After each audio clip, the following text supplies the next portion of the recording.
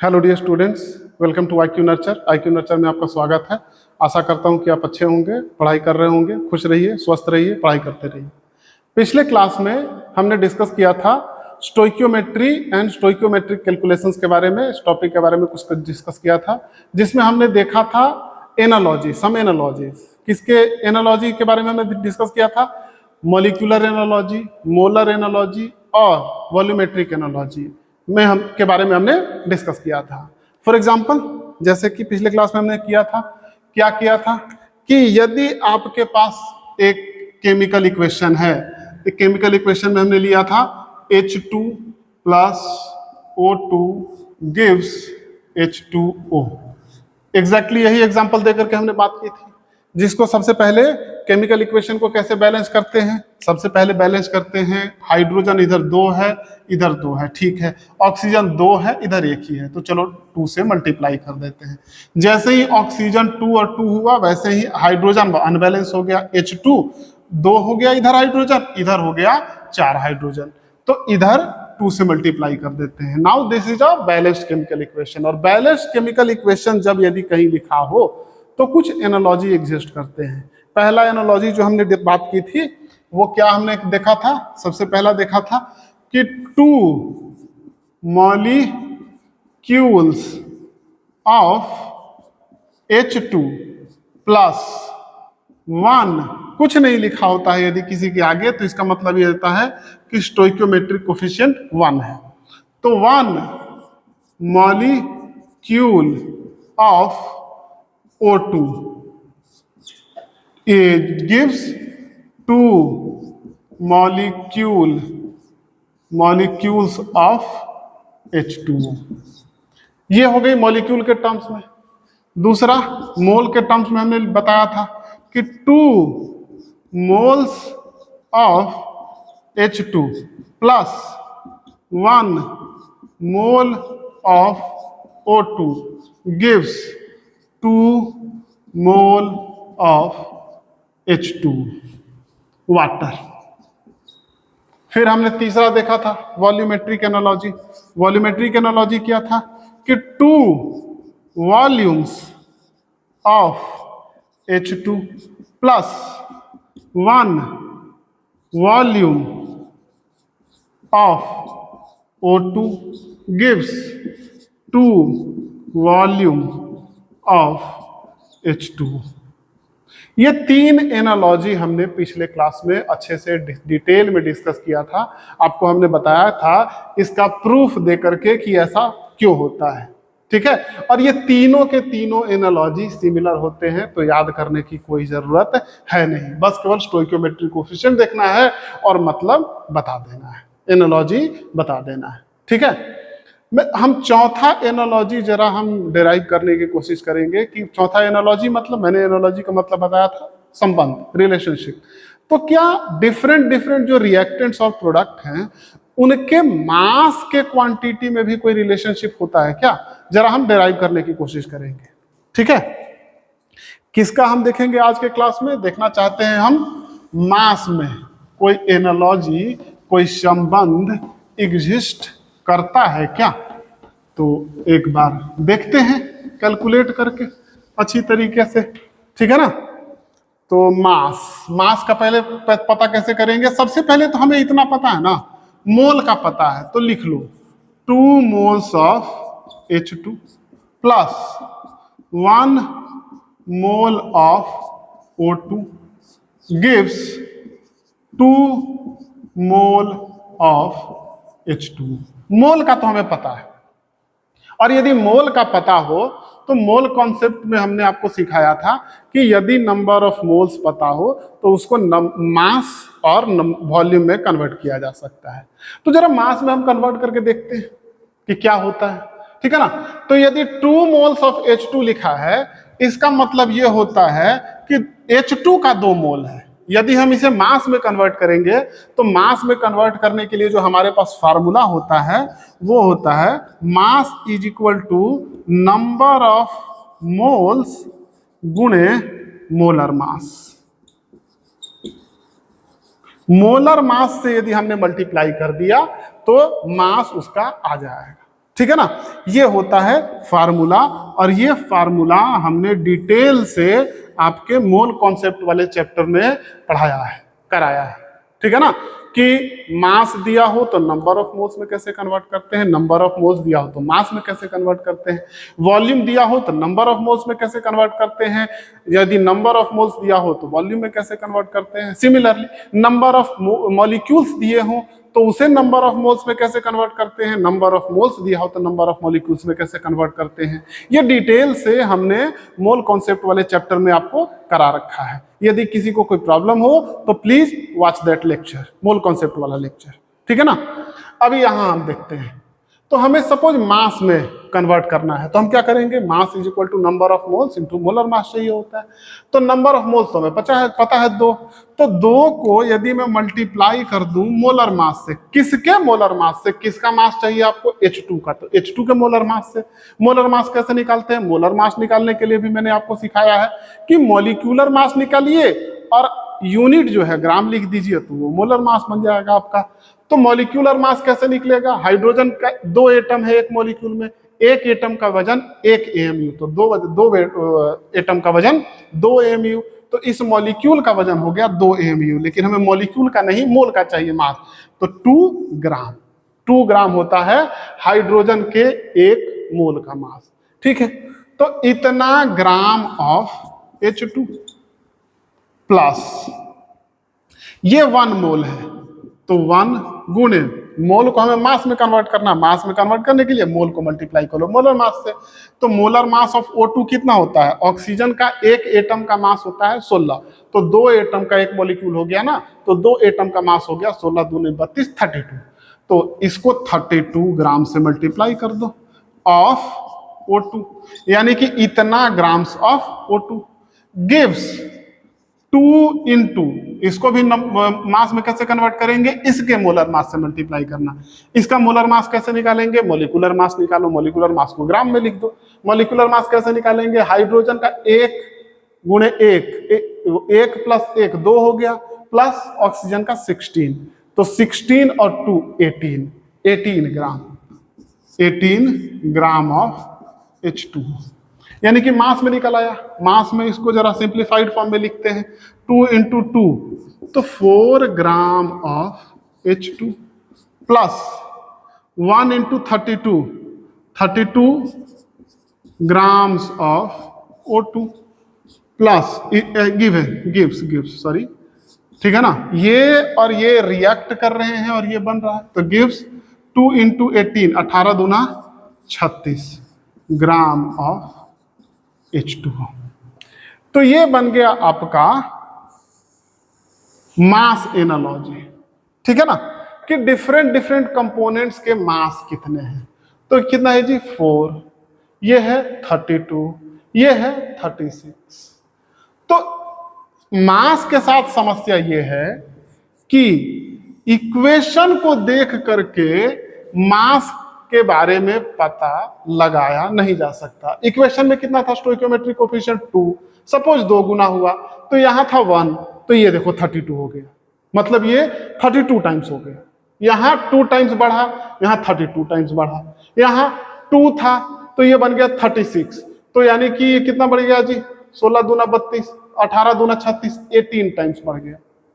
तो मास में कोई direct relationship in terms of mass नहीं होता।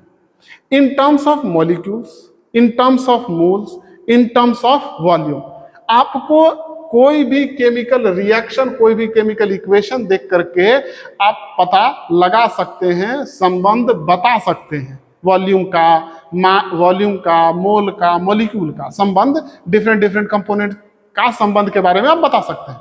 लेकिन डिफरेंट कंपोनेंट के मास का रिलेशनशिप आप डायरेक्ट बैलेंस्ड केमिकल इक्वेशन देख करके आप पता नहीं कर सकते।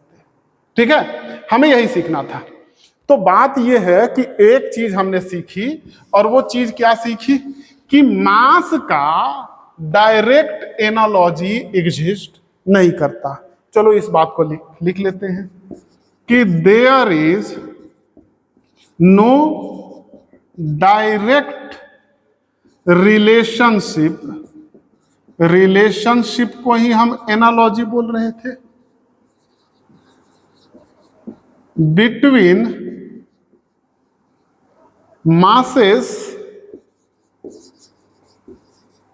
of different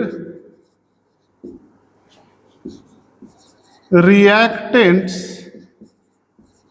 and products। यदि आपके पास अलग अलग रिएक्टेंट और प्रोडक्ट हैं तो उनके मास का डायरेक्ट कोई रिलेशनशिप नहीं है। हाँ, मोल का रिलेशनशिप है, मॉलिक्यूल्स का रिलेशनशिप है, वॉल्यूम का रिलेशनशिप है, डायरेक्ट रिलेशनशिप है, जो कि हमें केमिकल इक्वेशन देख करके पता चल जाता है, लेकिन मास का कोई डायरेक्ट रिलेशनशिप नहीं है। तो हम करते क्या है क्वेश्चन को सॉल्व करने के लिए?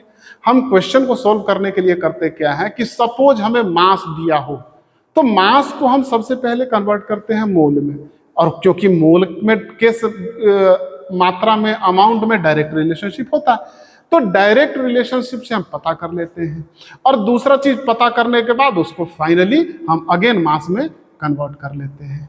तो ये तरीका होता है। तरीका क्या होता है कि सबसे पहले आपको चाहे किसी भी वॉल्यूम में दिया हो, वॉल्यूम या फिर नंबर ऑफ मॉलिक्यूल्स में दिया हो, किसी में दिया हो, तो जनरली क्वेश्चन सॉल्व करने का तरीका यही है कि सबसे पहले आंख बंद करके आप उसे नंबर ऑफ मोल्स में कन्वर्ट करो। नंबर ऑफ मोल्स में क्यों कन्वर्ट करते हैं हम? क्योंकि वहां से किसी में भी कन्वर्ट करना बड़ा आसान हो जाता है। मोल्स को यदि मास में कन्वर्ट करना हो तो मोल्स को मोलर मास से मल्टीप्लाई कर देना है।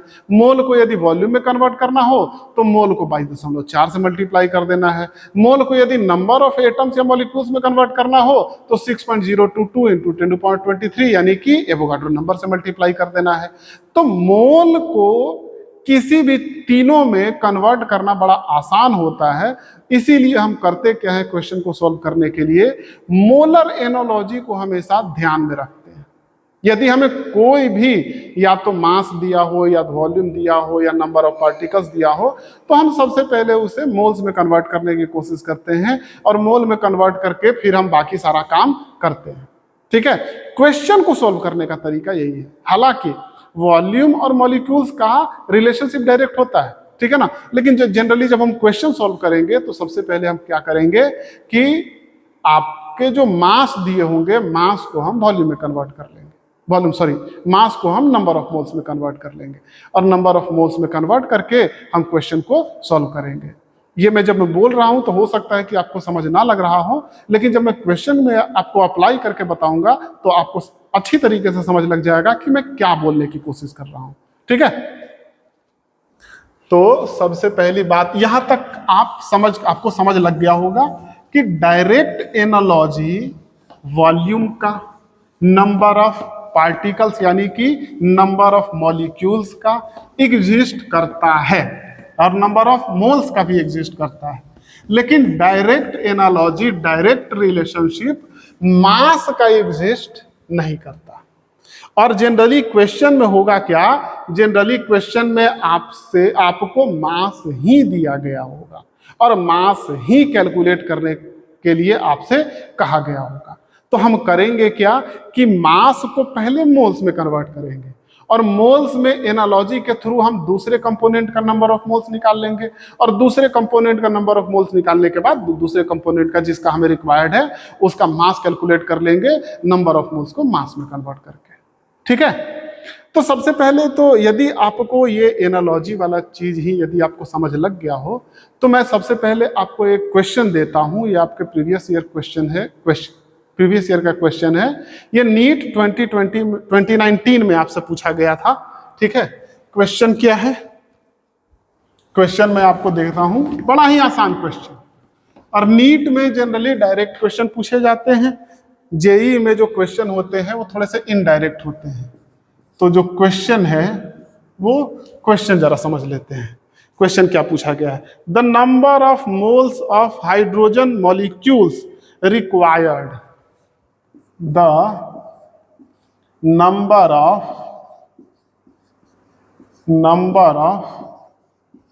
moles of hydrogen molecules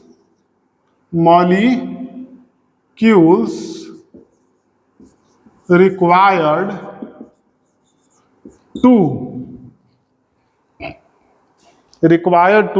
produce 20 moles of ammonia to produce 20 moles of ammonia through Haber's process, HABERS, Haber's process।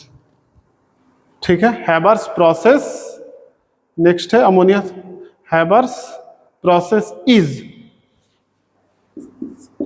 और आपके ऑप्शंस में जो हैं, ऑप्शंस दिए हुए हैं, 4 ऑप्शंस हैं। कौन कौन ऑप्शन है जी? ए में है 20, बी में है 30, सी में है 40 और डी में है 10। आपको इसका आंसर पता करना है। ये आपके नीट 2019 में पूछा गया सवाल है। ठीक है, और ये देखो कितना इजी सवाल है। यदि आपको मोल का एनालॉजी समझ लगता है तो ये क्वेश्चन बन जाएगा। कैसे बनेगा? इस क्वेश्चन को मैं सोल्व करके आपको दिखाता हूं। ठीक है, हैबर प्रोसेस होता क्या है जी? हैबर प्रोसेस वही प्रोसेस है जो मैंने आपको थोड़ी दिन पहले भी डिस्कस किया था कि नाइट्रोजन और हाइड्रोजन मिलकर के अमोनिया बनाता है, और इस अमोनिया का उपयोग किया जाता है यूरिया बनाने में। और यूरिया क्या होता है? आपका फर्टिलाइजर, खाद, जो हर किसान के घर में आता है, व्हाइट सा जो दाना होता है। ठीक है ना? तो हैबर प्रोसेस वही प्रोसेस है। कौन सा प्रोसेस है? इसका रिएक्शन क्या होता है? रिएक्शन है H2 plus N2 gives NH3। मैंने बात की थी कि यही नाइट्रोजन है जो इन्वायरमेंट मतलब एयर से हम ये नाइट्रोजन लेते हैं, अमोनिया बनाते हैं, और उसके बाद हम इसका यूज करके यूरिया बनाते हैं। ठीक है, तो इस सबसे पहले हमें ये देखना है कि क्या केमिकल जो ये इक्वेशन है, क्या ये बैलेंस है? तो बैलेंस है, ये चेक करने के लिए क्या करेंगे? हाइड्रोजन का इधर 2 और इधर 3, नहीं बैलेंस तो नहीं है। नाइट्रोजन का 2 और इधर नाइट्रोजन का 1 ही है, तो बैलेंस तो नहीं हुआ। तो सपोज पहले एक काम करते हैं, नाइट्रोजन को पकड़ लेते हैं। नाइट्रोजन इधर 2 है, इधर 1 है, तो 2 से मल्टीप्लाई कर दिया, कोई बात नहीं। तो नाइट्रोजन हो गया आपका बैलेंस। अब पकड़ लेते हैं हाइड्रोजन को, तो हाइड्रोजन आपके इधर 2 है और इधर हाइड्रोजन 2 × 3, यानी कि 3 दूना 6 हो गया। तो इधर कैसे होगा हाइड्रोजन बैलेंस? यदि इधर में 3 से मल्टीप्लाई कर दो, 3 दूना 6, ये भी हो गया। तो यानी कि N2 + 3H2 गिव्स 2NH3। ये बन गया आपका बैलेंस्ड केमिकल इक्वेशन। और जैसे ही आपके पास बैलेंस्ड केमिकल इक्वेशन आ गया, तो मोल के बीच में, नंबर ऑफ मोल्स के बीच में डिफरेंट जो कंपोनेंट्स हैं, कंपोनेंट क्या है? हाइड्रोजन है, नाइट्रोजन है और NH3 है। इसके आगे कुछ नहीं लिखा है, इसका मतलब 1 लिखा है। तो नंबर ऑफ मोल्स के बीच में आपको एक संबंध मिल गया। और संबंध क्या है? एनालॉजी क्या है? कि 3 moles of H2 combines with 1 mole of N2 to give 3 moles of NH3। तो आपके पास एनालॉजी क्या आ गई? इसका मतलब ये होता है, कहीं पे लिखा हो, इसका मतलब ये होता है कि 3 moles of H2 plus 1 mole of N2 gives 2 moles of NH3 मतलब अमोनिया। ठीक है, ये चीजें हमें इतनी तो हमें समझ लग जाती है। अब देखो सवाल में पूछा क्या गया है। सवाल में पूछा गया है कि the number of moles of hydrogen molecules required. तो हाइड्रोजन मॉलिक्यूल का मोल्स ही चाहिए हमें। मोल एनालॉजी हमने लिख लिया यहां। तो मोल्स ऑफ कौन सा चाहिए जी? हाइड्रोजन चाहिए। यानी कि ये हमसे पूछा गया है, हाइड्रोजन वाला पार्ट कितना मोल लगेगा, ये हमसे पूछा गया है। Required to produce 20 moles of ammonia. हमें पहले से पता है कि हमें 20 मोल्स ऑफ अमोनिया NH3 ये चाहिए। ठीक है, तो बताइए कि number of moles of hydrogen कितना लगेगा। ठीक है, तो इसे हम लोग यूनिटरी मेथड या एक एक नियम जो हम लोग पढ़ते थे बेसिक क्लासेस में, चौथी पांचवी से ही हम लोग पढ़ते आ रहे हैं, वही नियम यहां पे सिंपली लगा देंगे। नियम कैसे लगाएंगे जी? ठीक है, यहां पे एक चीज तो हमें पता चल गई ना कि 3 मोल्स ऑफ H2 रिक्वायर्ड है to produce 2 moles of NH3।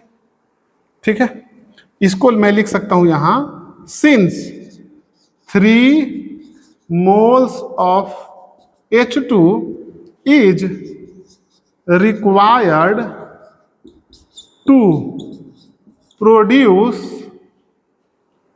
2 moles of NH3।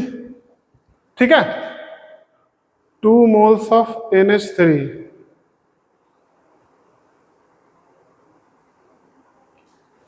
ठीक है, इसी स्टेटमेंट को एक काम करता हूं, मैं उल्टा कर देता हूं।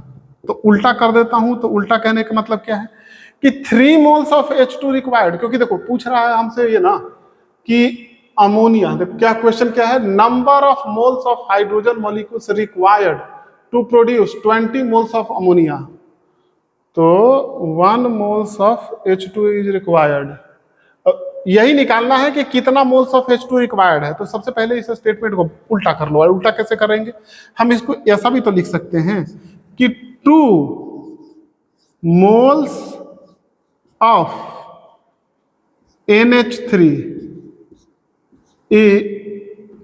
are produced from 3 moles of H2।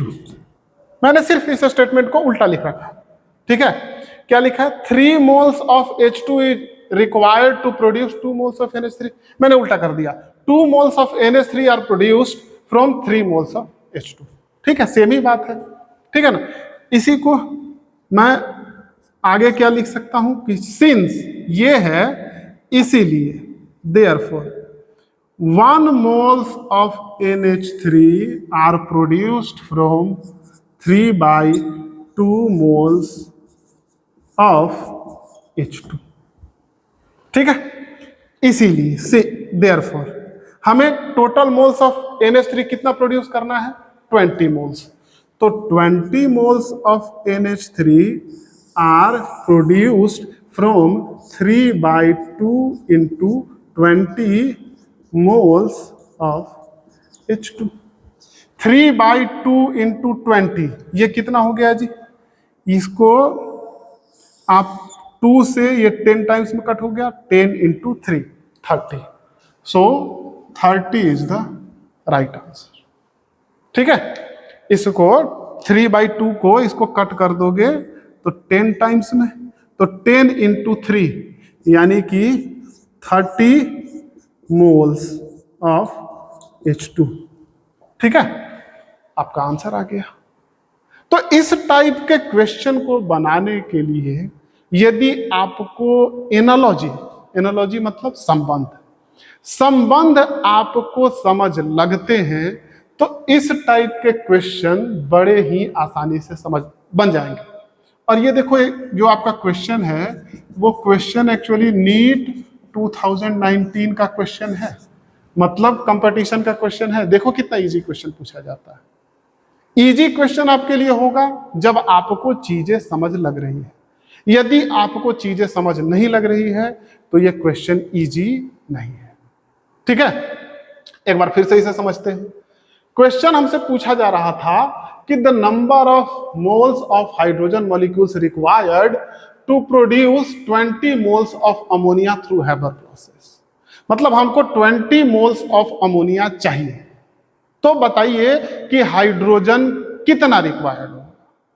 ठीक है, हमें कितना चाहिए, 20 मोल्स ऑफ अमोनिया चाहिए। तो बताइए हाइड्रोजन कितना लगेगा, तो निकल करके आया 30 मोल्स। ठीक है ना। हमने इसे सॉल्व कैसे किया, सबसे पहले हमने इक्वेशन लिखा, बिना इक्वेशन के क्वेश्चन स्टोइकियोमेट्रिक कैलकुलेशन वाले क्वेश्चन नहीं बनेंगे। तो सबसे पहले आपको ये केमिकल रिएक्शन समझ लगना चाहिए कि वो रिएक्शन क्या है, और जैसे ही केमिकल रिएक्शन आपको मिल जाए उस केमिकल रिएक्शन को आप बैलेंस कर लो। तो सबसे पहले ये केमिकल रिएक्शन होता है कि N2 plus H2 gives NH3। इसको हमने बैलेंस कर लिया। बैलेंस करने के लिए हमें NH3 में 2 से और H2 में 3 से मल्टीप्लाई करना, कि जैसे ही मल्टीप्लाई हमने कर लिया अब हम एनालॉजी, मोलर एनालॉजी हम इसमें लगा सकते हैं, बिठा सकते हैं। ठीक है ना। तो हमारा जो मोलर एनालॉजी था ये क्या है, कहता है कि 3 moles of H2 combines with 1 mole of N2 to produce 2 mole of NH3। ठीक है ना। देखो तो ये है, इसको आप अलग अलग एक एक करके भी बता सकते हो कि 3 मोल ऑफ जो है H2 required to produce 2 mole, यहां 1 mole of N2 to required to produce 2 mole. इसको ऐसा भी कह सकते हो 3 और 1 मोल जरूरी है, नहीं तो रिएक्शन ये कंप्लीट होगा ही नहीं। ठीक है।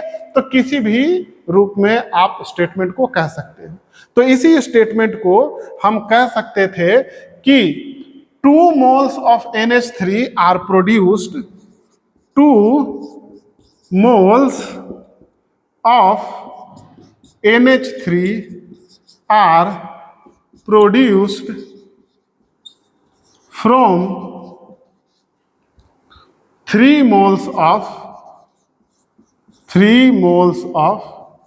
H2। ठीक है।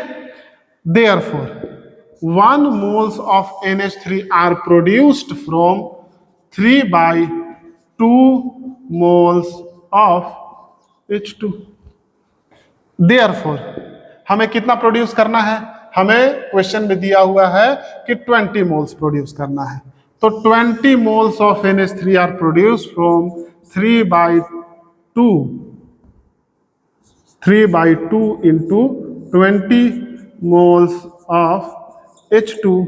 इसी को हमने कट किया था 10 टाइम्स में, यानी कि 10 into 3 30 moles of H2 is the right answer. ठीक है। इसी चीज को मैंने दोबारा समझाया आपको, क्यों, ताकि आप अच्छी तरीके से समझ सकें। यदि एक बार आप इस टाइप के क्वेश्चन को अच्छी तरीके से समझ जाते हैं तो आपको आगे में कोई प्रॉब्लम नहीं होने वाली है, लेकिन यदि आपने बेस ही नहीं समझा तो आगे में बहुत प्रॉब्लम है। ठीक है। अब आप एक क्वेश्चन नोट करें। ये क्वेश्चन तो मैंने आपको सॉल्व करके बताया, मैं चाहता हूं कि आप एक क्वेश्चन प्रैक्टिस करें, क्योंकि जैसे ही आप क्वेश्चन खुद से प्रैक्टिस करते हैं तो जो कॉन्सेप्ट टीचर आपको सिखा रहा है वो कॉन्सेप्ट आपको अच्छी तरीके से समझ लग जाता है। ठीक है। तो मैंने बताया था आपको पहले ही कि आपको मैं हर क्लास के अंतिम में, आखिरी में 1 से 2 क्वेश्चन दिया करूंगा, 1 से 2 मैक्सिमम। यदि थोड़ा सा मुश्किल रहा तो 1 और ज्यादा इजी रहा तो 2, और 5 मिनट लगा करके सिर्फ वो क्वेश्चन सॉल्व कर लेनी है। डेली आप लेक्चर देखते हैं और 5 मिनट लगा करके सिर्फ वो क्वेश्चन सॉल्व कर लेते हैं। इतना ही करना है, आपका कंपटीशन इजीली निकल जाएगा। ठीक है। तो क्वेश्चन है कि how many moles of O2 are required to produce